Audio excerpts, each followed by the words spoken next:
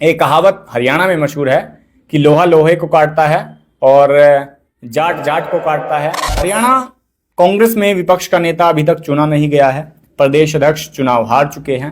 विधानसभा चुनाव में कांग्रेस की फजीहत हो चुकी है। लेकिन अहमदाबाद में एक बड़ा अधिवेशन हुआ कांग्रेस का, जिसमें राष्ट्रीय स्तर पर जो तमाम बड़े नेता हैं उन्होंने भाग लिया, जिसमें हरियाणा से पूर्व मुख्यमंत्री भूपेंद्र सिंह हुड्डा, कुमारी शैलजा और रणदीप सिंह सुरजेवाला पहुंचे थे और उनके साथ साथ तमाम विधायक हैं वो नेता भी यहाँ पर पहुंचे थे। लेकिन अब विपक्ष के नेता की वो चर्चाएं हैं वो सियासी गलियारों में तेज हो चुकी है। लेकिन अभी तक कांग्रेस के पास विपक्ष का नेता नहीं है। अगर भूपेंद्र सिंह हुड्डा को विपक्ष का नेता बनाया जाना होता तो अभी तक बना चुके होते। लेकिन अब कहां पर पेच फंसा हुआ है, जैसे ही अधिवेशन में प्रस्ताव पारित होता है वैसे ही हरियाणा में भी इसका इम्पैक्ट देखने के लिए मिलता है, जिसमें ओबीसी कोटे से आने वाले पूर्व मंत्री कैप्टन अजय यादव को हटाकर बिहार के जय हिंद को उनके पद पर बिठा दिया जाता है। हालांकि इस बात से यह भी जोड़ा जा रहा है कि बिहार में विधानसभा चुनाव नजदीक है, उसको लेकर कांग्रेस अपनी जो जातीय समीकरण है वो बिठा रही है और प्रदेश अध्यक्ष के पद पर विराजमान हैं। अभी होडल से चुनाव हारे हैं चौधरी उदय भान, जो हुड्डा साहब की रबड़ की स्टैंप बने हुए हैं आजकल। लेकिन अभी तक संगठन उनके बन जाने के बाद भी संगठन वो लंबे समय तक बना नहीं पाए थे। अप्रैल 2022 में उनको पद दिया गया था कांग्रेस के द्वारा या फिर भूपेंद्र सिंह हुड्डा के द्वारा, ऐसा लोगों का कहना है।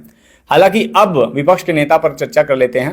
विपक्ष के नेता के तौर पर हुड्डा खेमे से जो नाम सामने आ रहे हैं, जो सीनियर नेता है, सीनियर विधायक है रघुवीर काद्यान को भूपेंद्र सिंह हुड्डा अपनी प्राथमिकता के तौर पर देख रहे हैं, क्योंकि अगर रघुवीर काद्यान के अलावा कोई गैर जाट नेता विपक्ष का नेता बनता है तो सीधे तौर से प्रदेश अध्यक्ष का पद किसी जाट नेता को दिया जा सकता है और भूपेंद्र सिंह हुड्डा ज्यादा कोशिश करेंगे कि रघुवीर काद्यान को बनाया जाए। हालांकि उनकी सूची में गीता बुक्कल का नाम भी शामिल है, उनकी सूची में अशोक अरोड़ा का नाम भी शामिल है। हालांकि जो अभी कुछ ही समय अशोक अरोड़ा को कांग्रेस पार्टी में आए हुए हैं तो इसको लेकर माना नहीं जा रहा कि अशोक अरोड़ा भी विपक्ष का नेता बन सकते हैं।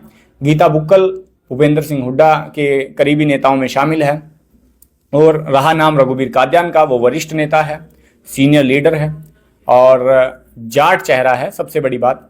लेकिन प्रदेश अध्यक्ष के तौर पर जो नाम देखा जा रहा था रणदीप सिंह सुरजेवाले का, अगर भूपेंद्र सिंह हुड्डा विपक्ष के नेता के पद पर किसी जाट नेता को बिठाने में कामयाब रहते हैं तो सीधे तौर से रणदीप सिंह सुरजेवाला को संगठन से किनारा करवाने की कोशिश भूपेंद्र सिंह हुड्डा के द्वारा की जा सकती है। लेकिन अगर विपक्ष के नेता का पद जाट नेता के पास नहीं आता है तो सीधे तौर से ये कयास लगाई जा रही है कि प्रदेश अध्यक्ष का पद पूर्व मंत्री, राज्यसभा सांसद, कांग्रेस राष्ट्रीय महासचिव चौधरी रणदीप सिंह सुरजेवाला के पास आ सकता है। ऐसा ही कयास लगाई जा रही है।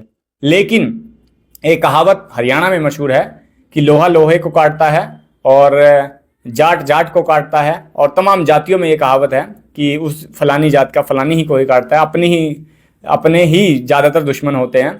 और एक कहावत ये भी है कि आपका कट्टर दोस्त आपके समाज से अलग का होगा और आपका जो कट्टर दुश्मन है वो आप ही के समाज से होगा। अगर प्रदेश अध्यक्ष के पद पर रणदीप सिंह सुरजेवाला को बिठा दिया जाता है कांग्रेस के द्वारा तो हरियाणा में जाटों के नेता के तौर पर रणदीप सिंह सुरजेवाला उभर कर और सामने आएंगे।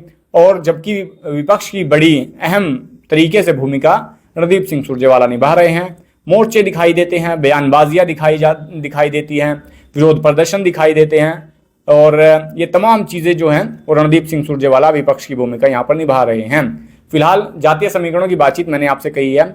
एससी समाज से आने वाली गीता बुक्कल भी विपक्ष के नेता की लिस्ट में शामिल है और अशोक अरोड़ा भी इस लिस्ट में शामिल है और रघुवीर काद्यान भी इस लिस्ट में शामिल है और पूर्व मुख्यमंत्री भूपेंद्र सिंह हुड्डा का नाम तो है ही ऑटोमेटिकली।